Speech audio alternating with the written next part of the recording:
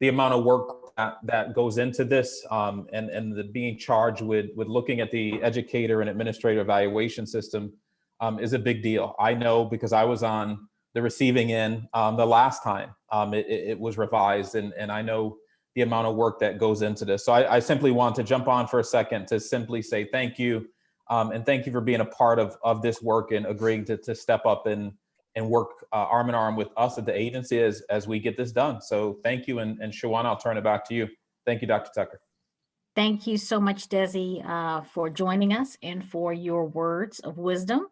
And now I'm going to turn everything over to Chris Todd, Bureau Chief, who will get us started with phase 1 of the recommendations. And from there, we also have our facilitator, Paul Fleming, who is present on the call. So I'll turn it over to Chris. Good afternoon, everyone. Thank you, Dr. Tucker. Thank you, Desi. So it's a pleasure to see everybody again this afternoon. I want to just take a quick moment to kind of walk through what our agenda is today and our 2 primary objectives for the meeting.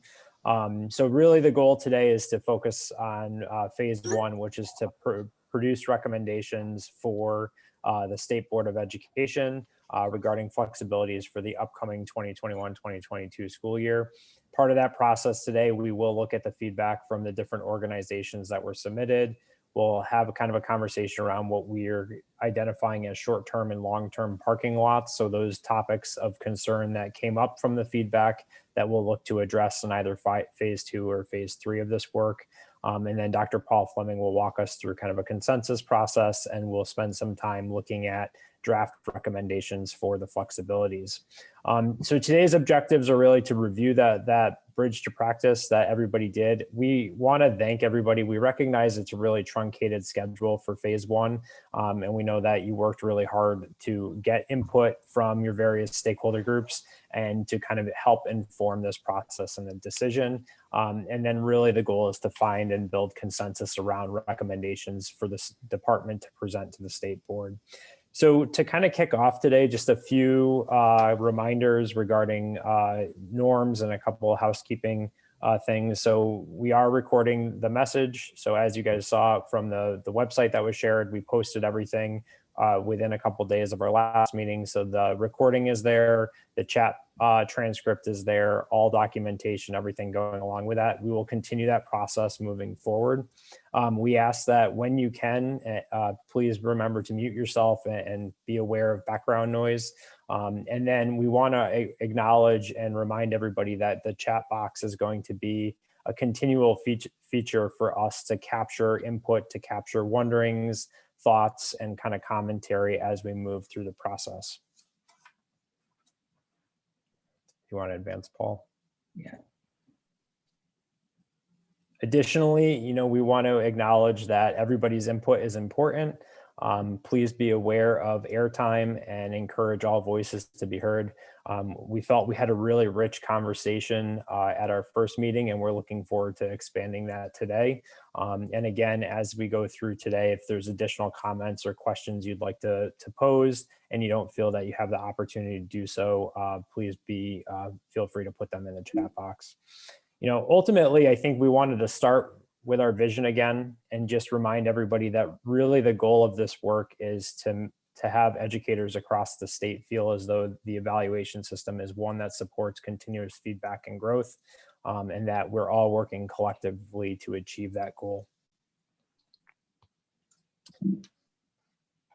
So as Dr. Tucker highlighted, really today's work is going to be focused on the flexibilities for the 2021 school year. We had proposed the Bridge to Practice process at the end of last meeting, asking you to really get feedback on a number, really 3 key areas regarding the flexibilities that have been implemented this year. Particularly, we're looking for specific feedback on formal and informal observation protocols and the use of multiple indicators for student and academic growth.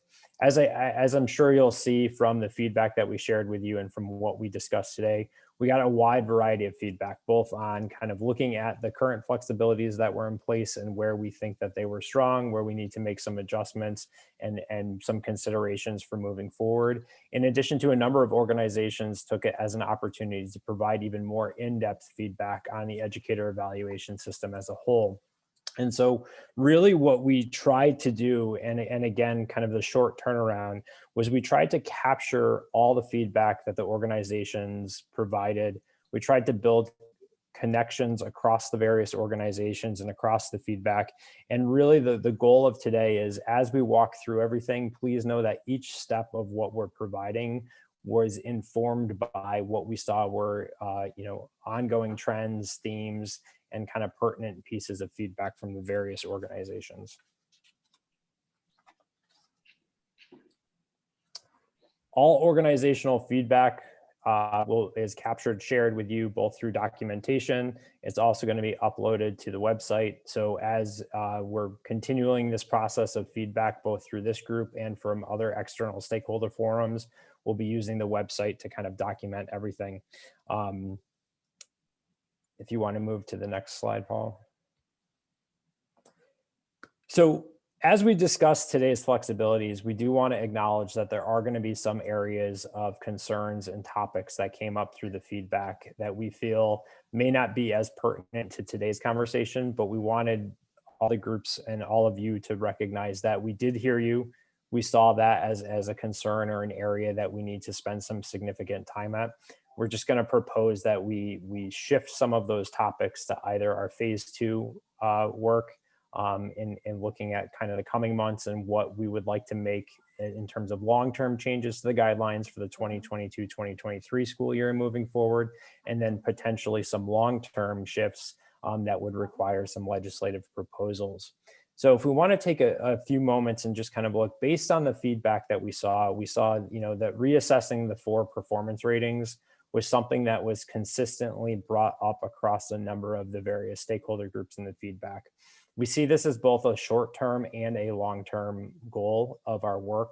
Short-term being that we can make some changes and we can make some proposed recommendations within the existing legislative statute and language, but that ultimately, in order to make some even more impactful long-term changes, we'll have to propose some legislative language changes during phase 3. Other topics that really jumped up were restructuring evaluation component ratings. So that was something that we felt lives really strongly in phase 2. It's within the allowability of this group to make recommendations for the weightings. Informal versus formal observation protocols was a consistent concern across all the organizations, as was redefining multiple measures of academic growth and development, which again, we believe similar to reassessing the 4 performance ratings, we can make some recommendations and changes within the existing law, but ultimately could end up proposing new legislative language. And then finally, one of the other topics that came kind of to the forefront was updated guidelines on professional learning, and then some specific thoughts around the role and composition of PDEC committees across the district. Now we want to acknowledge that this isn't all encompassing. So if there's, if anybody sees an area of concern or a topic that is missing from either the short-term parking lots or the long-term parking lots, and as we go through the conversations today, please raise that concern. Feel free to put it in the chat or to raise it verbally, and we'll kind of keep building to those parking lots and adding additional topics as we move forward, because we really see that these become the primary focus of conversation for forthcoming meetings as we move through this work.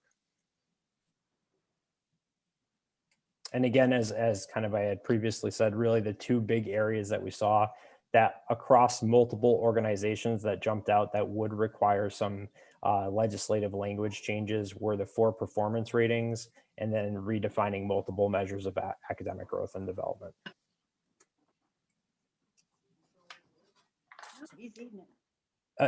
Additionally, the feedback also highlighted several areas where we feel it's important to provide some points of clarification. We say this, that we recognize that in the absence of direct guidance from the department or a mandate for a particular requirement or a particular process, we recognize that it also creates oftentimes some confusion in the field.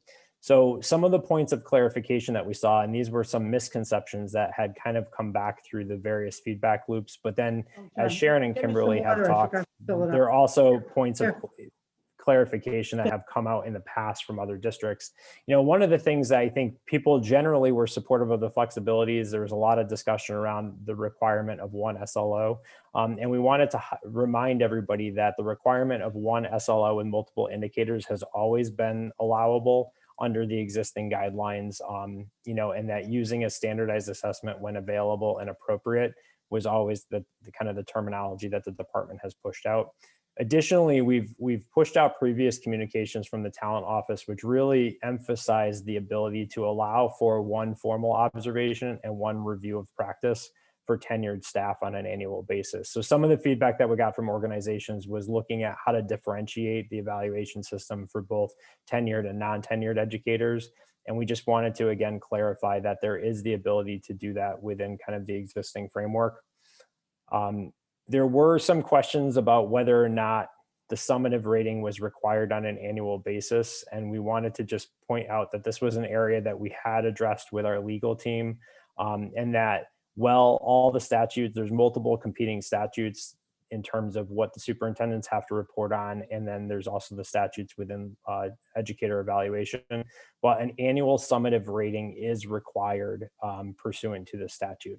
So again, I think it's an area of conversation for us to have in future meetings in terms of whether or not the interpretation of that statute is accurate and whether or not there's some flexibility to make a determination of what does that mean to have a summative rating. Is it a summative rating that's informed directly by the summative rating of the educator evaluation system, or is it a summative rating that is compounded by a variety of other indicators or measures? One of the kind of the ongoing theme that we saw across a lot of the organizations was that the systems are burdensome. And so we just wanted to, again, emphasize that the systems and the forms and oftentimes some of the burdensome protocols are in a lot of ways locally generated, and they're not necessarily required by the guidelines or by the department. But again, we also recognize that when we're not specifically putting out a particular practice, it opens the door for that interpretation to take place. And then one of the concerns that did come up was the length of observations. And so I think one of the conversations we'll be having today is either defining informal or formal observations. And so we wanted to kind of just highlight that currently the guidelines do not have a formal time requirement for formal or informal evaluations. So that is something that we need to address. And thank you for the comment in the chat box. Yes, Kate, we completely agree.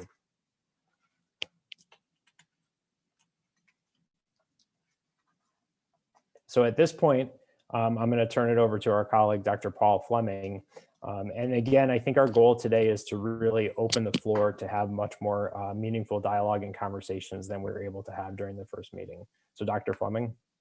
Yeah, thank you, Chris. And it's great to be with all of you again. And like Dr. Tucker said, and Chris, we really want to thank you collectively for the short turnaround and talking to your colleagues, getting stakeholder feedback, thinking about this bridge to practice around these collection of flexibilities, as we know how incredibly important this is. So again, just really excited to be with all of you, and wanted just to have about a 10-minute discussion based on the organizational feedback that you collected for the bridge to practice.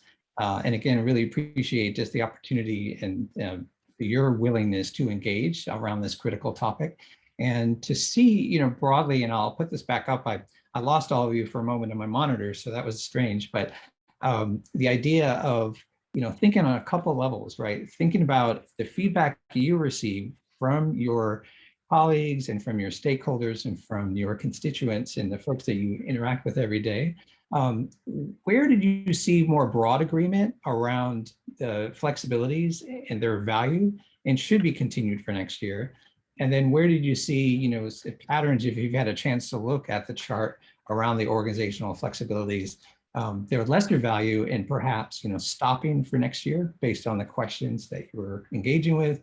And then, second, what new ideas or questions were sparked from the feedback about the revised and or new flexibilities that you were thinking? So, we'd love to hear from ideally as many organizations as possible about what those conversations were like and what you heard and what you presented back to the department.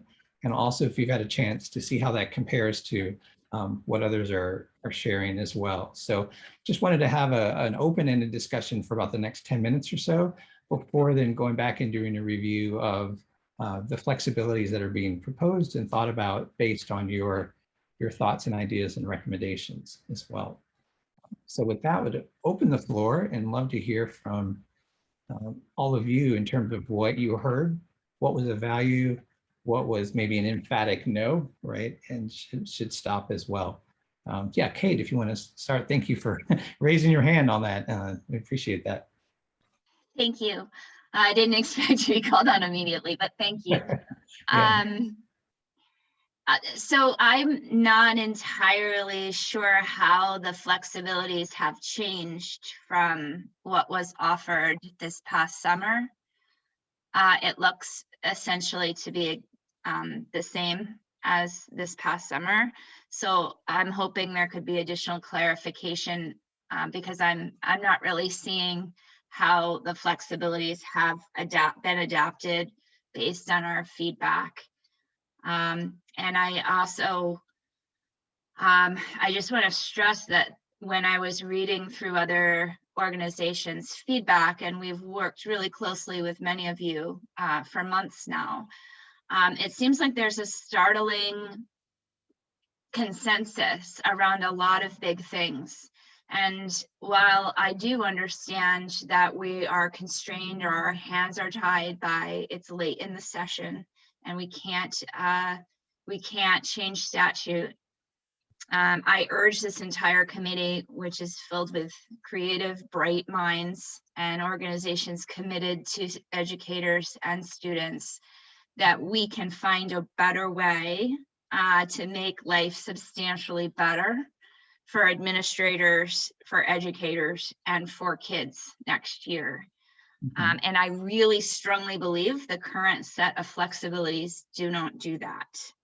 While incorporating SEL is essential, giving teachers a rating based on how successfully they do that, based on utterly unknown challenges that they have not been adequately performed to meet, serves no one well.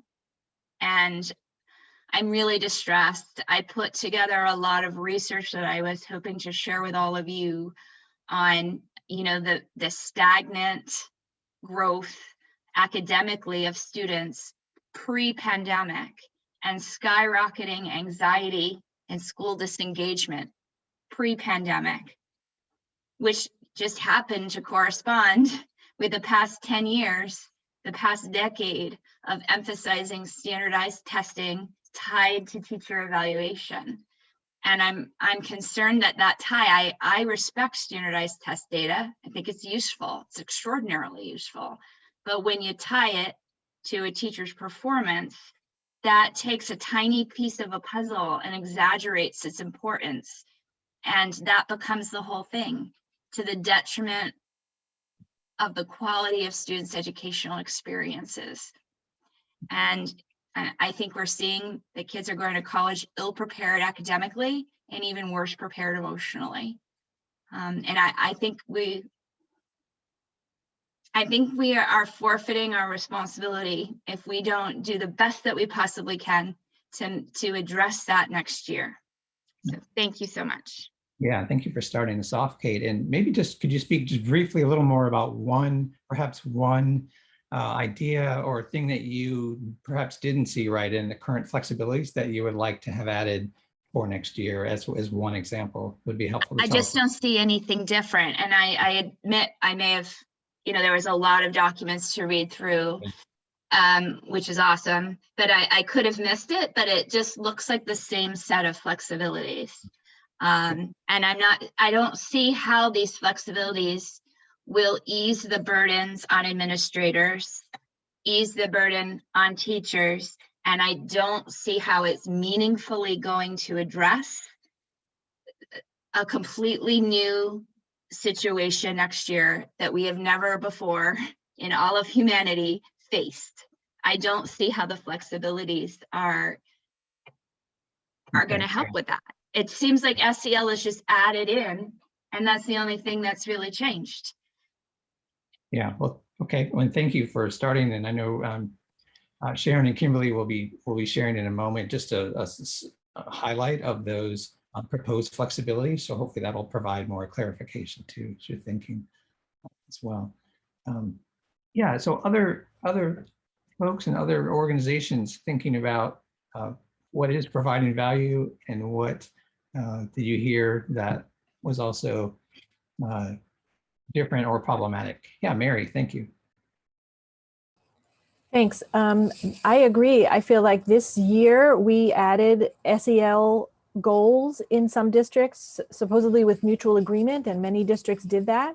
And the trade-off was that we weren't going to have an assessment. Next year, it looks like we will have SEL goals plus academic goals and the summative rating. And so we've taken something in the name of making it less burdensome and more streamlined, and we've actually increased the number of requirements. We're fairly troubled by the possibility of standardized indicators for use in SEL. Overall, what we'd like to do is to make some adjustments about that summative rating. I think if we have to have a summative rating, we shouldn't, because it's a very unstable situation. We don't know how to predict student outcomes when we hit the schools next year. And the name of the game in teacher evaluation is making a prediction based on what we know about these students, about what the growth will be for the next year.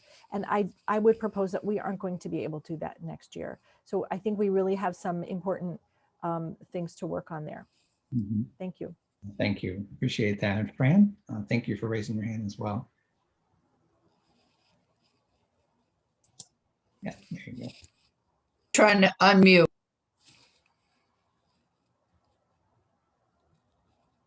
Yeah, looks like you're still. Okay, got it. Got it. Yeah. Okay. So I just want to follow up, and I want to say that these past years in teacher evaluation have been incredibly painful for me. I have had many, many years in education. I know what, I think I know what good teacher evaluation looks like. I do believe that I'd like someone to show me what the inclusion of quantitative SLOs, what is the value added on that? What has happened as a result of doing that has made the profession move forward, and most importantly, our children move forward. So I think we really need to re-examine that. My members, my superintendents were very clear on that. They really want to relook at all of it.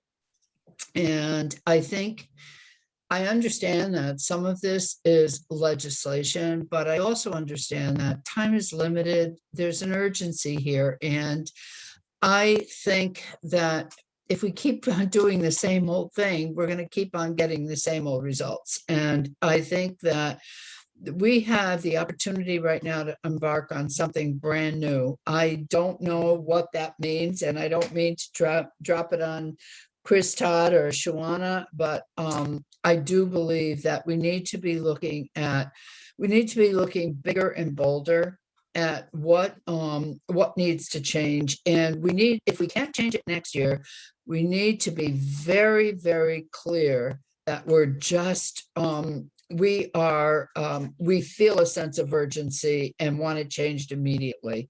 I want much more emphasis on the CCT.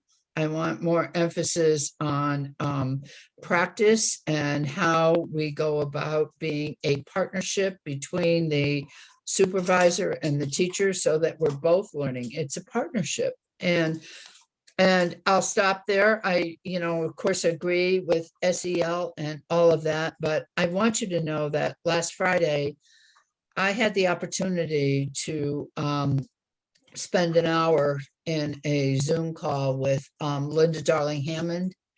And I was so incredibly inspired by her words. I specifically asked her about teacher eval, and she came across saying the quantitative data needs to go. I mean, obviously, I mean, standardized on quantitative data. I believe in portfolios. I believe in showing progress of every child in your classroom. There are ways to do that. And I was just wondering if we could commit to, perhaps as a committee, when we're making these kinds of very, very important decisions, maybe commit to reading her book together, Getting Teacher Evaluation Right. And, having some common background around what we believe teacher evaluation needs to look like. I mean, I'm going to read it anyway, but I'm just sending it out there and saying, I feel like I need to learn more about what is working well in practice out there before I jump in and make some profound decisions, guys. I really feel great responsibility here. So that's my 2 cents today. Yeah, thank you, Fran, very much, and appreciate it, especially on the all those pieces and the book recommendation, as well as the feedback on the SLOs. And I know there was some feedback from some organizations about appreciation for teachers having autonomy in the selection of those, but also you're raising some very important concerns as well. Anthony, thank you for doing this. Hello, Anthony, Tony Ditrio from CASA. We did a little bit of a survey actually a few weeks ago before we started the committee, and got a fairly good response. And I did not ask any of my members about the present organization and the present flexibilities. So that really wasn't something I was able to capture in terms of how much they were worried. I know myself, I spent 17 years using it, well, as long as it's been here. We were part of the pilot district when we started this. I don't think we liked it then. I don't think many of us like it now. And everything people have been saying, it's wrong with it. And we were so eager and so happy to find out that this committee was going to start and we'd have a chance to make it right again. And I agree with Fran that we need to take this very seriously. We need to study. We need to learn about what we're going to do, because the chance won't come around again for probably another 10 years. So we need to do it right. We need to fix what we saw was wrong. If you remember back when the plan was developed, it was largely developed in response to the federal government and having to qualify to get their funds. And we were required basically to have standardized measures and SLOs. Those don't work. The only way they work is if you get a principal or someone who is willing to de-emphasize that and to realize that those more get in the way than they do help.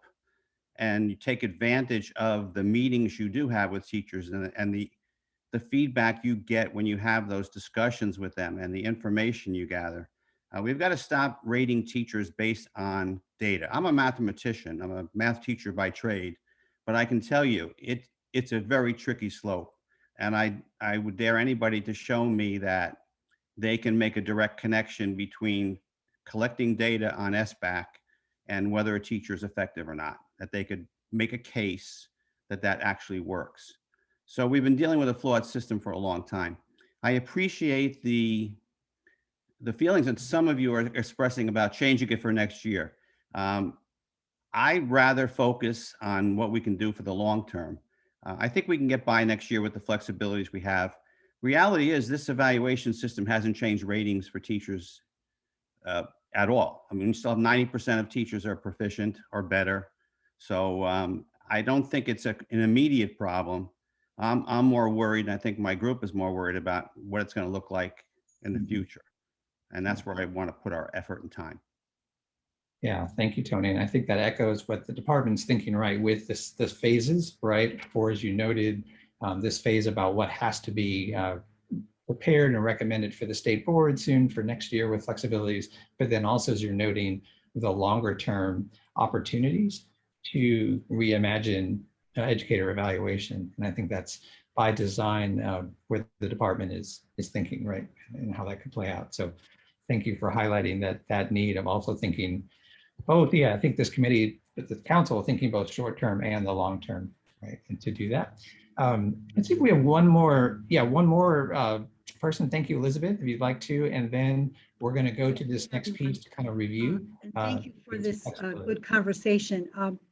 I like the idea of looking long-term, and to be honest, you know, I'm an elected official. I am responsible to the public and my constituents. So there's kind of like this inside outside kind of thing. And as a board member, quite frankly, we are not privy to all these evaluations and guidelines and technicalities you're talking about. But what I am privy to is the results of student achievement. And I really liked what the CEA, the last sentence of the first paragraph says. It is time to create a process that is not punitive, but rooted in trust and collegiality, committed to growth, driven by constructive feedback, and focused on the needs of the whole child. I think that is a beautiful vision. And I have to tell you also that part of this conversation longer term, I've been part of collective bargaining since my tenure over the past 10 years. And collective bargaining process right now is not mission driven. So I don't know whether that's because, you know, it is collective bargaining, and where do we start the conversation that we all agree as people working in a school district, whether you're a teacher or administrator or board of ed member, whatever, that we're all on the same wavelength with the mission of student achievement and student growth and all those good things. I just think the platform that we're springing off of, teacher evaluation, is based on a very adversarial role. And it doesn't work in education. As you said, to create a process that is not punitive. So to me, that means that CEA thinks the current process is punitive. So I think before, you know, we can talk, and I know collegiality and coaching, but to me, if we don't have a commitment to the organizational mission, and that's not reflected in teacher hiring or in teacher contracts, I don't know how we move from punitive, perceived or true, to our collective mission. So I just say that as someone who's not in the weeds, if you will, of evaluations, but I am committed to student achievement, and I am committed to the teaching profession, and I wish we could work collaboratively, but it seems like it's set up to be adversarial. So that's my 2 cents right now. And as we move forward, how do we break down those constrictures that we face right now, that really moves us to this mission that we're all talking about, with the sense of urgency and all the rest of it. So I think my experience is, very humbly, that we're not set up to be mission driven. Well, thank you, Elizabeth, for sharing that. And I think that's, I want to give an opportunity for any department staff to share anything based on what you're hearing. And then we are going to move at this point after that to this next piece about the review of the kind of proposed, what's on the slate of flexibilities right now. Thanks, Paul. Yeah, I do want to just take a moment and acknowledge everybody's comments. You know, like Mary Kate, Fran, Elizabeth, Tony. I think I want everybody on this call to know that the talent office hears you, and the department supports this idea of really reimagining educator evaluation as a package and moving it in the direction that we all want it to go in. I think Tony kind of raised this point, and that we're trying to do it in a manner recognizing that we can't address everything that we want to fix for next school year. And so we're trying to put together a proposal that works for next school year, does provide some additional flexibilities versus what's currently written in the law, and then gives us that opportunity through the spring, summer, and next fall to really have more in-depth conversations around what do we want it to look like. So kind of that phase one, phase two approach. But please don't think that that is an acknowledgement of us not wanting to do that work. We very much are looking forward to this process, and we think that the people and the individuals and all of you on this call, we have the right team to have those conversations, because we also recognize that that requires a much larger input process than even what we have representative on this call, right? And more time than what we've allowed it. When we really think about, we've asked you in 2 weeks to provide us feedback, and then in 48 hours of that feedback, we're giving you a draft document to then take a look at as a result. So please know that we are with you 100% on that conversation. To Kate's initial point, and I think that this is where Sharon and Kimberly can kind of help clarify, when we got the feedback, we did see that overwhelmingly from organizations, there appeared to be a general acknowledgement that the flexibilities were better than what had currently been in place, and that generally that the flexibilities, if we had to utilize them for the next year, seemed to be okay. So it was a better solution than what currently existed. Then we used that flexibility. So to Kate's point and Mary's point, the language does look kind of similar. And if you didn't really dig into it, you might have just looked at the surface and said, you know what, it looks exactly like what we had this year. What we then tried to do was we tried to build in additional feedback from each organization regarding the components of the flexibilities. So hopefully, I think what we're going to do right now is Sharon is going to walk through some of those specific pieces to try to pull out some of that additional thought process that went into the proposed flexibilities. But then that's really what the point of today's call is to what's missing, what do we need to go back and revisit, and then where do we need to kind of go from there. We also want to, just as we enter this conversation, keep in mind that if there's certain components within the recommendations that there's going to need to be additional guidance or support around, let's identify that today, and then we can use the upcoming meetings to really clarify what that means. But we don't want to let a lack of guidance necessarily prevent us from moving, a potential flexibility forward. So just as we're having those conversations, let's keep in mind what we need in terms of what's the recommendation versus where are we going to need to backfill with some additional guidance and support. So Sharon, at this point, I'm going to turn it over to you to walk through some of where we've tried to add to the existing flexibilities. Thanks, Chris, and good afternoon, everybody. So I just want to give a kind of an overview and highlight what we did change in the flexibilities. But as Chris mentioned, the purpose was to get feedback from stakeholders in your organizations about what would be okay to move forward with, starting with the current flexibilities and what maybe could be changed, allowable within the statute. So the first component that I just want to touch base about is the student learning indicators. This component is basically the same as in the current flexibilities. We kept the options that educators have to focus on for their goals. There is no standardized testing requirement in those options. And we kept measures of accomplishment in order to determine the rating for the teachers and the administrators in the student learning indicators. So measures of accomplishment, as in the current flexibilities, would be determined at the goal setting conference through mutual agreement. There is a new statement that we added that student learning indicators should prioritize the students with the most significant needs. That's been a topic of discussion through many forums and in many ways. So we're just encouraging both teachers and administrators to consider the students who have the most significant needs when they're developing their student learning indicators. Next slide, please, Paul. Thank you. So the observation process is also very similar to the current flexibilities.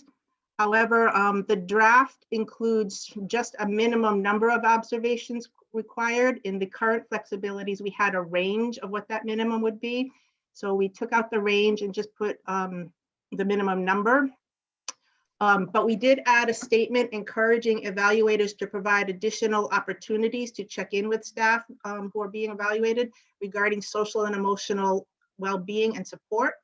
This could be additional observations if needed, or it could be another method just to check in with staff. But we felt very strongly that, throughout the feedback that it was important for evaluators to check in with their teachers and administrators, but it didn't necessarily have to be in an observation format that would require the written feedback. So we were hoping to lessen some of the burden in that area.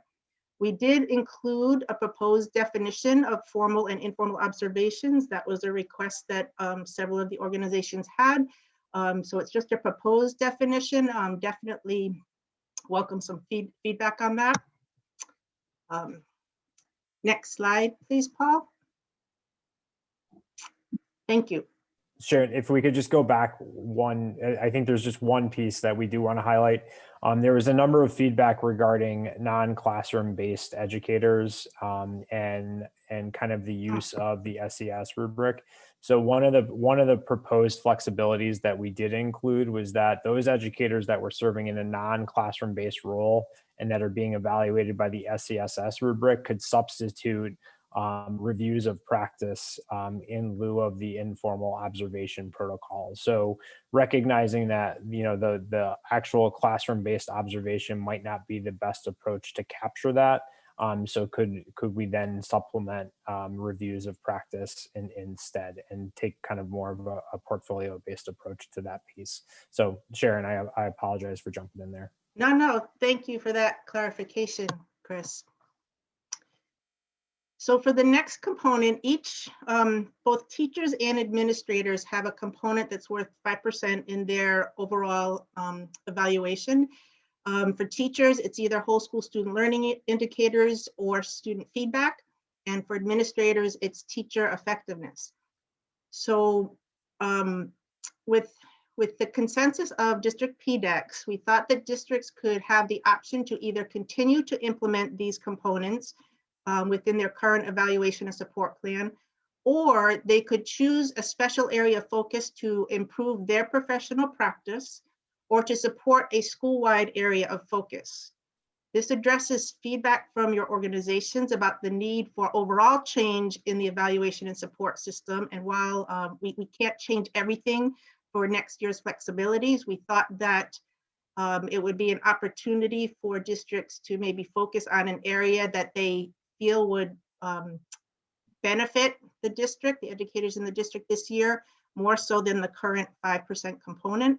By keeping the 5% component, the 5% part, we don't anticipate this would require districts to change any of their data management systems, but it was just an area where we thought we could provide a little flexibility from the current flexibilities.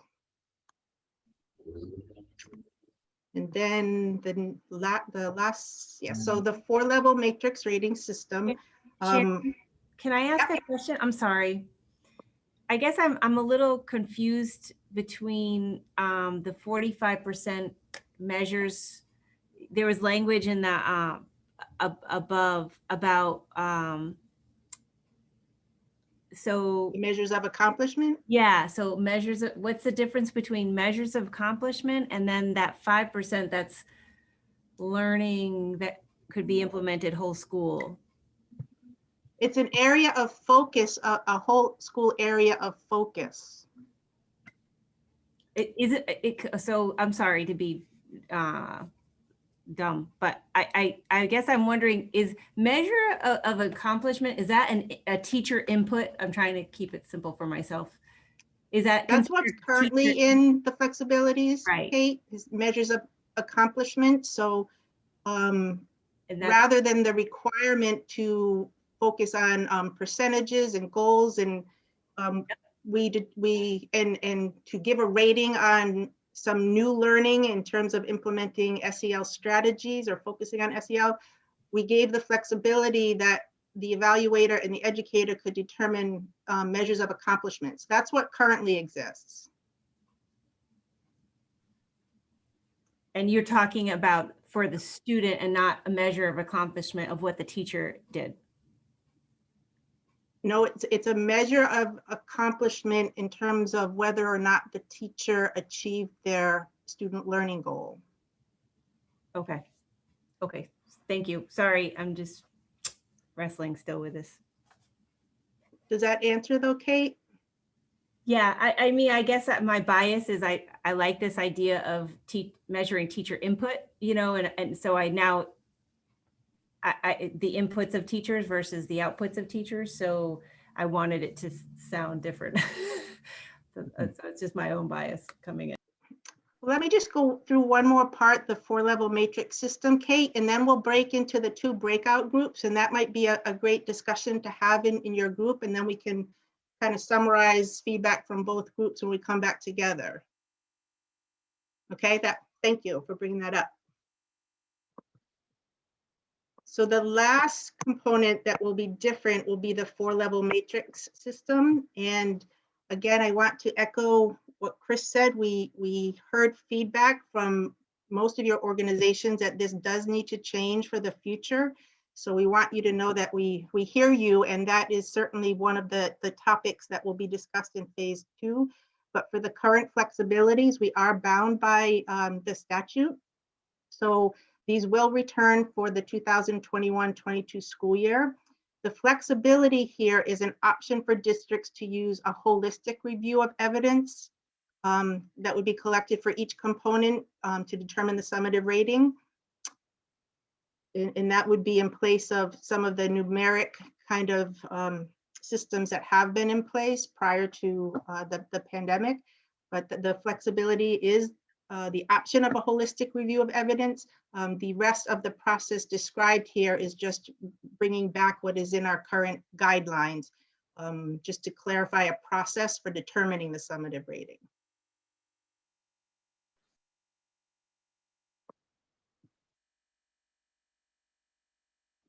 Okay, Paul, I think we're all set here.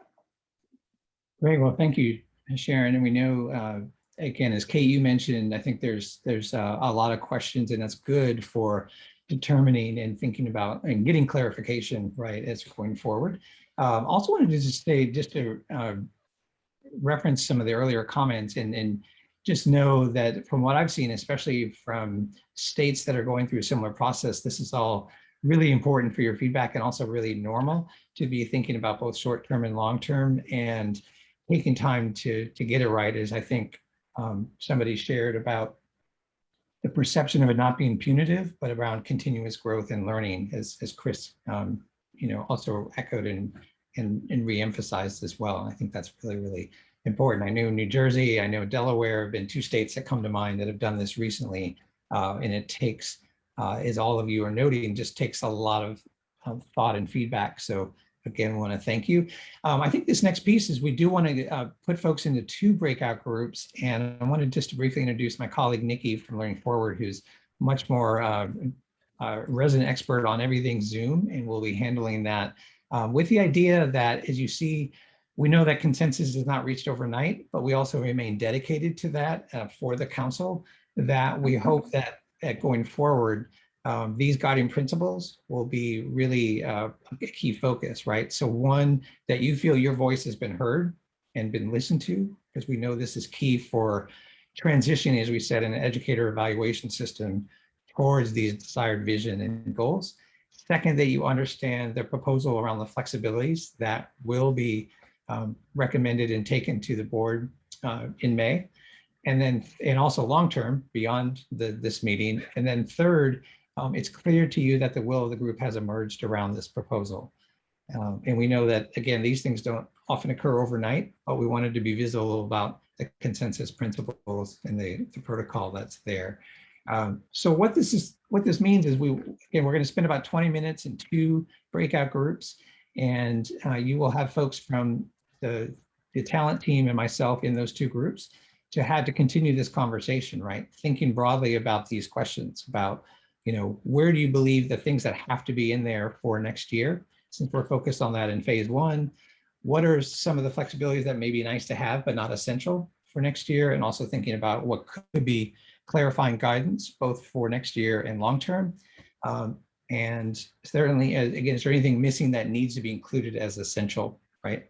We're also going to ask if each group willing to take a volunteer to be the reporter. So when we come back after 20 minutes to share out those flexibilities and the rationale for what you decided on and thought about as well. So Nikki, are we ready at this point to put everybody in those groups for the next 20 minutes? Yes, we are. Great, we'll do that and we will then be back, the whole group in 20 minutes. And a reminder, just to select a reporter, so we'll be ready to go. All right, thanks, Nikki.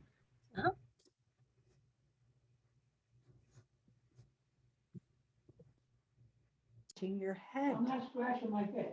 Just pushing my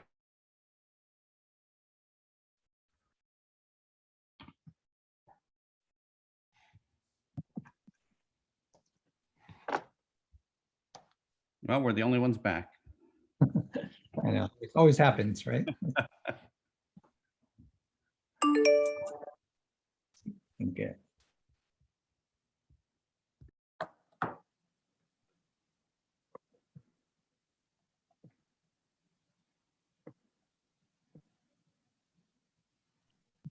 Yeah. Almost every-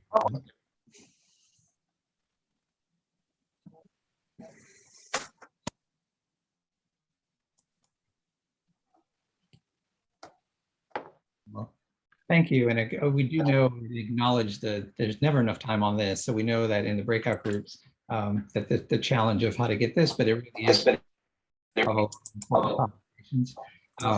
That Tony has graciously agreed to share out a little bit of what breakout group one discussed. And so we're going to turn to him in a moment. I know that there was a key piece that was reiterated, thinking that sometimes the topic of flexibility like SEL is not necessarily the problem, but the corresponding training and definition and guidance around the flexibility is where there's opportunities to continue to deepen it for on a greater understanding, greater support for educators.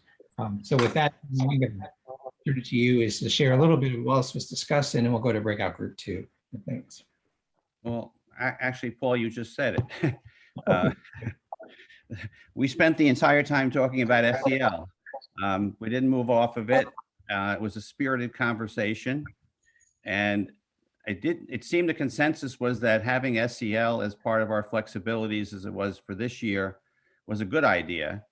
The problem is, how do you assess whether someone is doing an exemplary job, a proficient job, a developing job on their SLO that they pick? And we, I think, agreed that when an administrator is using an SEL goal, that they have to be very careful about how they measure it, and that it's more about whether the teacher implemented what they were supposed to do than some sort of a measure where you'd say they scored 4.2 on a scale, or we passed out a form and got these responses. So I think it was a concern about how it was going to be assessed more than whether we should be doing it or not. That there was an agreement that the flexibility was nice to have.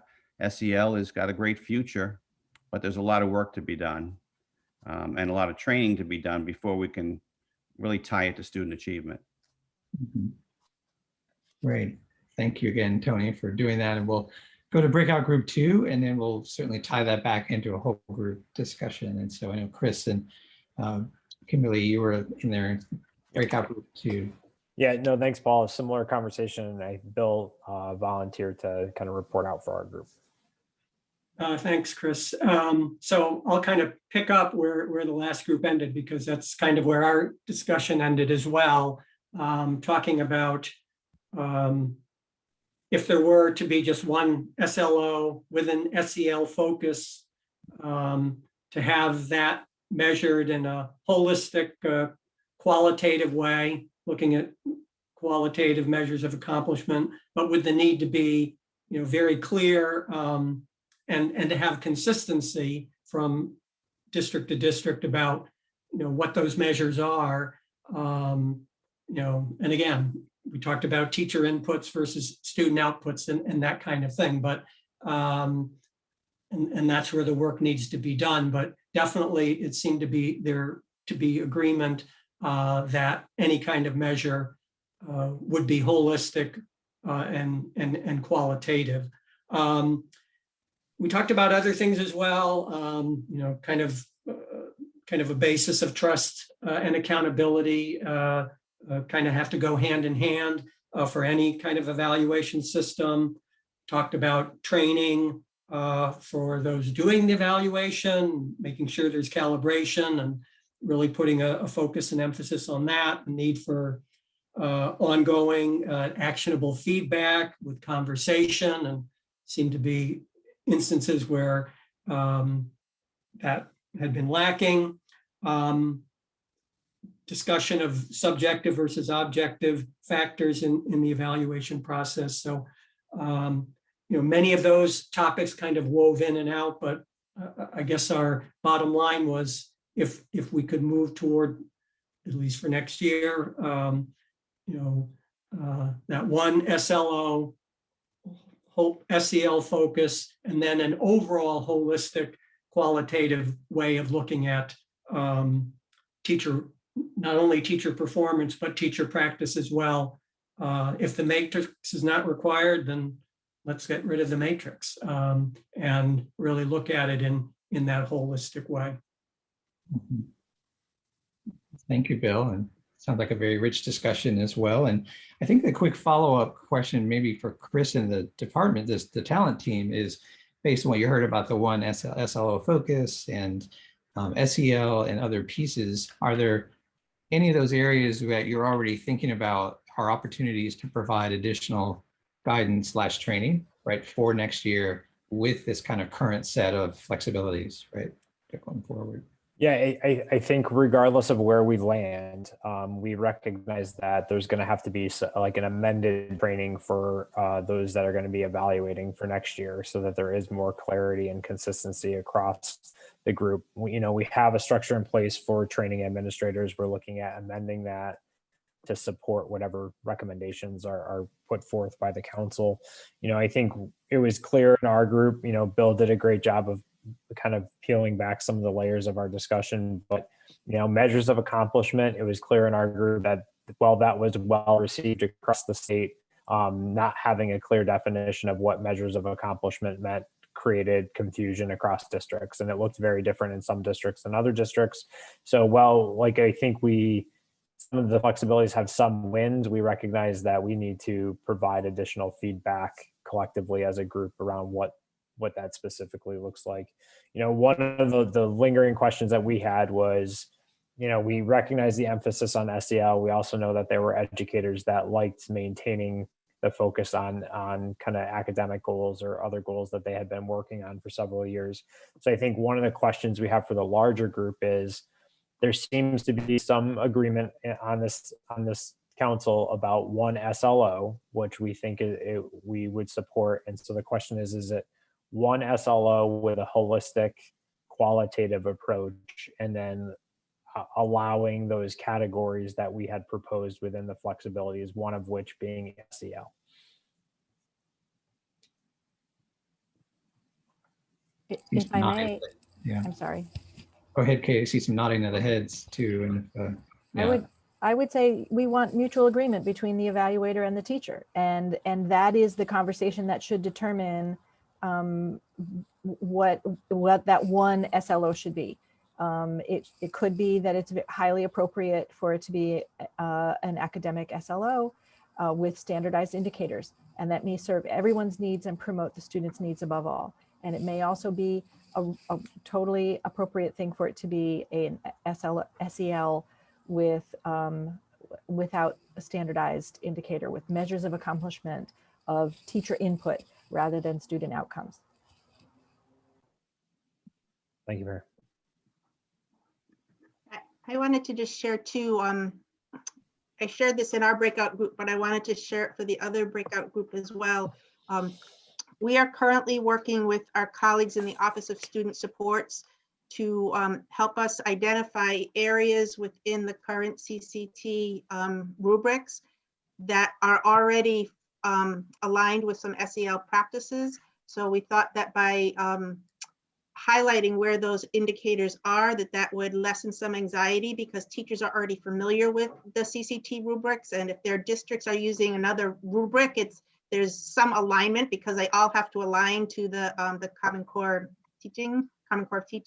And we are working also with one particular school district who has been implementing SEL for several years, and they are working to do the same for us for the leader evaluation and support rubric. So we don't have those for this meeting, obviously, but we are hoping that we will have those as resources for school districts for next year.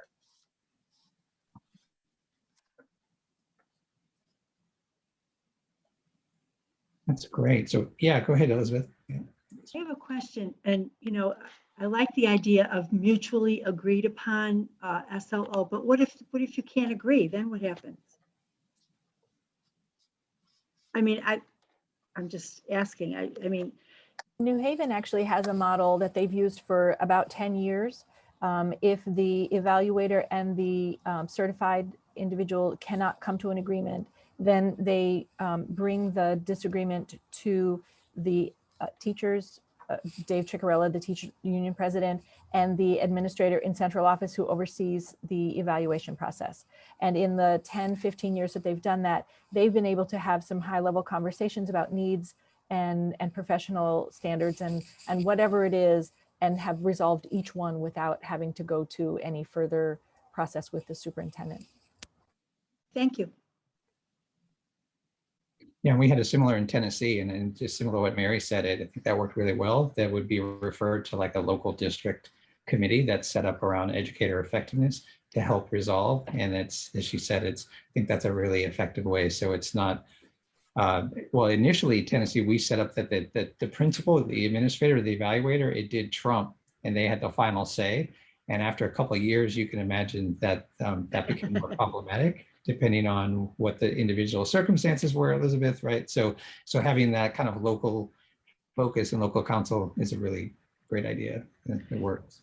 So, Yeah, and every so with district, that- just to clarify, every district has a dispute resolution process. So okay, all right, thank most you. districts have that in place, yes. Yeah. So it sounds like, right, there is consensus on that goal set, mutually agreed upon goals that are holistic and have the SEL or academic focus. Are there other areas that you're hearing now and seeing that have also been surfacing that are important and can go forward within the flexibilities? Well, if I could just add, we had discussed, I think we need one more, the SLO, the academic, but we also need to have the non-traditional classroom type flexibility goals too as an option. And I'm thinking of our trade teachers.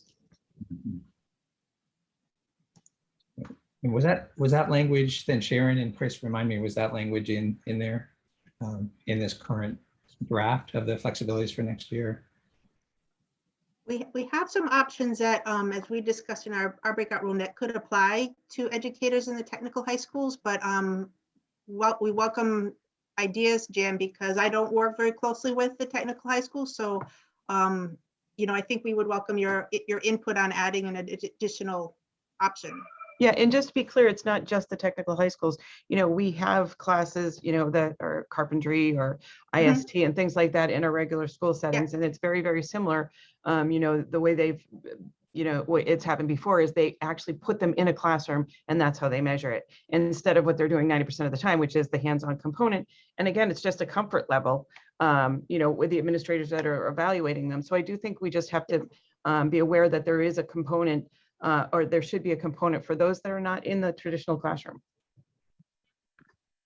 And just to piggyback on that is that I think you said this, but with related services, I mean, they have a one-on-one, the review of practice is so much more valuable. I mean, we have to look at those evals and really make sure that they have the support they need to diagnose what is happening with kids and create plans that teachers then have to implement for kids. So I don't think an observation of a related service in a room with one kid really gets us anywhere. I think the review of practice is much more powerful. Great. So we have about 5 minutes remaining and want to just ask if there are any other concerns or reservations or areas that you want to bring up before we get to the next steps and a little bit of the timeline of what's going to happen next. from the departments in order to put this back out to all of you in the next few days. But I want to make sure, ask, are there any other issues or concerns that you want to raise at this point? I would just like to put out there, one of the changes that I see in the new flexibilities compared to the August 11 flexibilities is under observation of performance and practice. At the end of that paragraph, they've changed out the words remote learning and changed it to student learning. And I'm not sure that these flexibilities and our evaluation plan in general work well for remote teaching, for virtual classrooms. I think we're heading back for the most part in a classroom. If we have fully remote classrooms and full virtual teaching, or partly, I think there needs to be additional standards and concerns addressed. Can you just, Kate or Mary, sorry, would you mind just highlighting where that was so that we can? So on page 2, Yep. Observation of performance and practice, 40% justification. The bottom of that paragraph, in comparison of the two documents, it looks like that paragraph is exactly the same, except for the last word of that paragraph now says well-being of staff and students and student learning. It used to say and remote learning, and that was removed and changed to student learning. I think that we need different protocols in a virtual classroom. I think we need different standards for virtual instruction. So I'm not, just a concern out there. Thank you. Oh, Fran, please. Oh, Fran, go ahead. I think, did you raise your hand? Just wondering if you could just, yeah, I did. I just wondered if you could share the screen again. I want to make sure that I have, that I absolutely understand the flexibilities for 21, 22. You want a particular area, like with one of the slides? Well,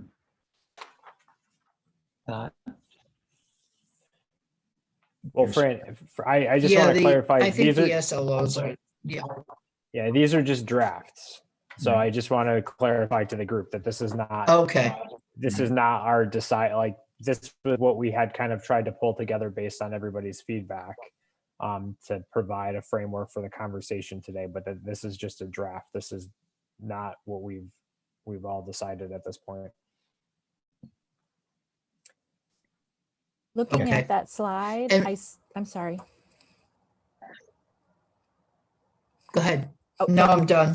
I'm sorry. Okay, thank you. I see five bullet points. Social emotional learning for students, student engagement, engaging families, cultural responsiveness, and or academic achievement. I'm sorry, I don't know if that echo is me. That looks like we have to do all 4 of those things, plus maybe Plus. the last one. I think there needs to be a little wordsmithing there to make sure that nobody interprets that we have to do all 4 of the initial bullets. Great point. Again, I just want to keep an eye so we're honoring everybody's time. And we do have about 2 minutes left. So I know the team wanted to talk about next steps here for going forward. And so this last slide is an opportunity for that. Chris, if you want to take that away. Yeah, I think I'm gonna throw something out to the group and let you decide. So our goal had been to get these to the state board for May, which is next week. Just so that we felt that would provide PDEX and districts time to look at the flexibilities ahead of the upcoming school year. However, based on the conversations today, I want to make sure that this group feels that they have time to weigh in on what we are going to submit back to you based on the conversations that we've had today. So our original plan was that we would take the conversations today, make changes to this document, and then send it back to everybody and ask for 48 hours to kind of provide a weigh-in on consensus so that we could bring it to the May board meeting. If we feel that this warrants a further conversation, we would miss the May board meeting, but we would be able to utilize our next meeting to finalize discussion based on the draft, and then we would present it to the June board meeting, which again, I think as long as we acknowledge that it does truncate the amount of time that school districts will have to look at the flexibilities, but given that they'll be somewhat in keeping with this past year, it shouldn't be entirely new to them.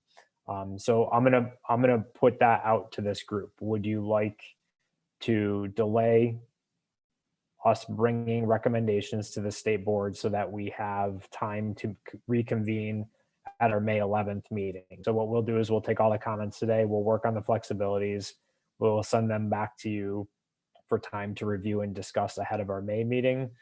And then we'll be able to draft those recommendations to bring to the State Board of Education for their June meeting. So that's option A. Option B is that we do our best to capture responses and kick it back to the group with a quick turnaround.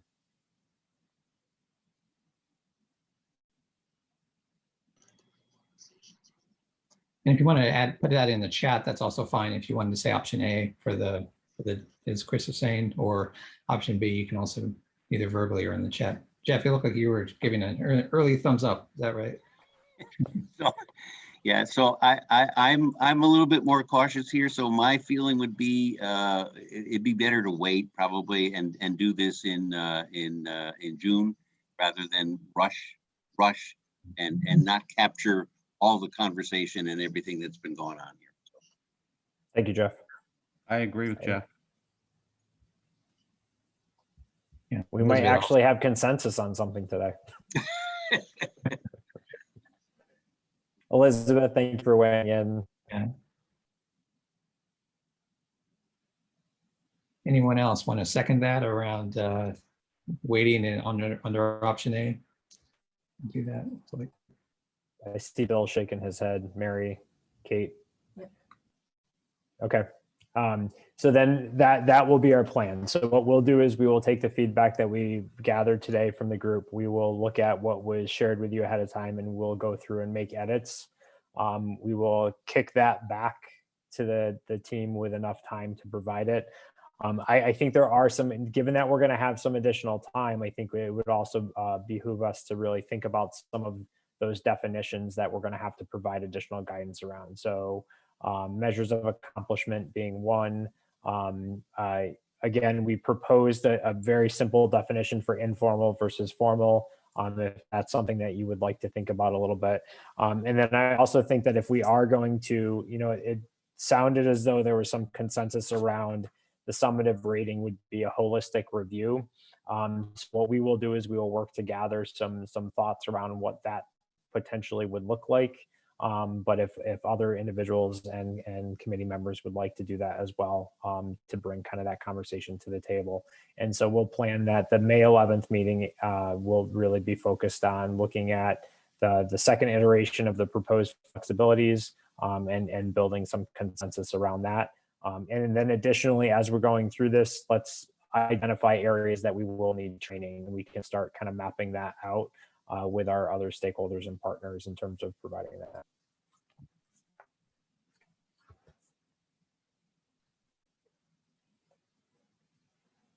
So again, thank you everybody for your transparency, for your approach to this. I think it's a really collaborative process. I hope you feel the same way. And we will make sure that, again, in the interim, we're going to do the best we can for next year, but recognizing we're going to implode aspects of the system moving forward so that it is more meaningful and really does support growth and feedback for continuous learning. So thank you, everybody. Thank you. Thank you. Nice job today.